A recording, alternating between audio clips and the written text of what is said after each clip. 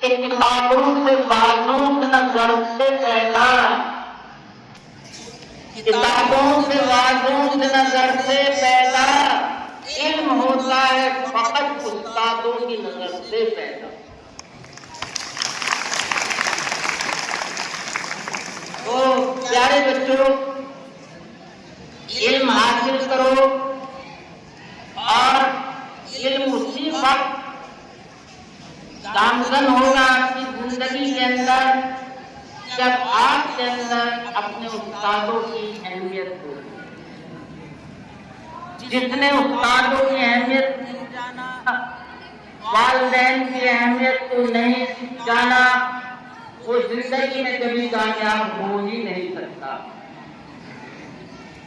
और अपनी खसलत बना लीजिए, अपनी टेंडेंसी बना लीजिए कि किसी भी सब्जेक्ट में, खास तौर से मैं मुखातिब हूँ अपनी बोर्ड क्लास के स्टूडेंट से, चाहे वो हाई स्कूल के हों चाहे वो इंटर के हों, कि आपका जो भी सब्जेक्ट से कंसर्निंग टीचर है और आपकी कोई प्रॉब्लम है, इंशाल्लाह सब आपकी हेल्प करने के लिए तैयार है। आप पूछने वाले बनिए, अपने अंदर एक जिज्ञासा पैदा कीजिए, सब आपको बताने के लिए, पढ़ाने के लिए हर वक्त तैयार है। क्लास नहीं, क्लास से बाहर से आपको कुछ मालूम करना है तो कीजिए। एक अच्छा उस्ताद बच्चों पर गहरी छाप छोड़ सकता है और स्कूल को बच्चे के लिए बेहतरीन मुकाम बना सकता है। तहजीब भी जरूरी है, तालीम के साथ महज किताब पढ़ने से तरीका नहीं आता। महान दिमागों का पोषण महान शिक्षकों द्वारा ही किया जाता है। ये कौन है? महान दिमागों का पोषण महान शिक्षकों द्वारा ही किया जाता है, क्योंकि शिक्षक के बिना कुछ नहीं होता। मुकम्मल होती ही नहीं कभी तालीम जिंदगी या उस्ताद ही तामुर एक शागिर्द रहता है। देखिए, उस्ताद जो होते हैं ये हमेशा इनकी जो नीयत रहती है सीखने की रहती है। ये कभी अपने आप को ये नहीं कहते कि हम उस्ताद हैं, लेकिन हम तो एक शागिर्द हैं, सीखना चाहते हैं, सीखते हैं ताकि सीख के आपको एक नई तालीम दे सकें। एक अच्छा उस्ताद उम्मीद जगा सकता है, ख्वाहिशों का रोशन कर सकता है और सीखने के जराए खोज कर उनको आसान बना सकता है। एक अच्छा उस्ताद अपने काम और अल्फाजों के जरिए इल्म को सहज कर सकता है और उसमें जोश और शौक पैदा कर सकता है। एक उस्ताद पूरी जमात को अपनी किताब के जरिए जानने की इच्छा जगा सकता है, पूरी कक्षा की सोच बदल सकता है, नया खून का संचार कर सकता है। उस्ताद का मकसद छात्रों को एक अच्छा इंसान बनाना होता है जो माशरे में एक बेहतर मुकाम हासिल कर सके। ज्ञान के अलावा उन्हें खुद की पहचान बनाने में उनकी मदद करनी चाहिए। ये उस्ताद का कर्तव्य है।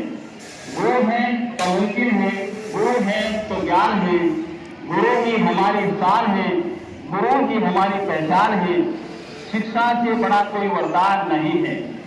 गुरु का आशीर्वाद मिले इससे बड़ा कोई सम्मान नहीं है। वे बच्चे खुश नसीब होते हैं जिन्हें गुरु आशीर्वाद देता है। और आशीर्वाद किन्हें मिलता है? जो गुरु का सम्मान करते हैं। तो अगर हमें लाइफ में आगे बढ़ना है तो गुरु का तो सम्मान करना ही पड़ेगा। उस्ताद खुद का बादशाह नहीं होता, उस्ताद खुद का बादशाह नहीं होता, लेकिन दूसरों को बादशाह बना देता है। हम जो यहाँ पर एकत्र हुए हैं वो टीचर्स डे मनाने के लिए एकत्र हुए हैं। और हमारे यहाँ टीचर्स डे 5 सितंबर को मनाया जाता है, लेकिन पूरी दुनिया में शिक्षक दिवस 5 अक्टूबर को मनाया जाता है।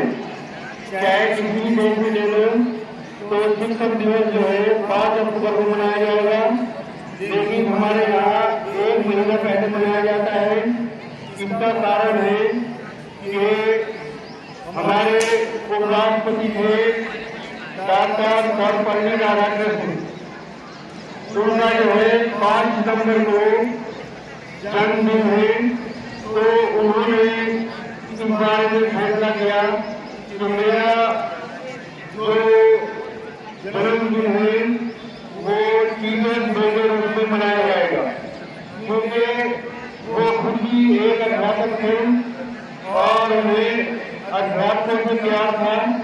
तो उन्होंने अपने दिन को ही, अपने जन्मदिन को ही शिक्षक दिवस के रूप में मनाने का फैसला किया। और ये एक जो है अध्यापकों के लिए एक सम्मान है।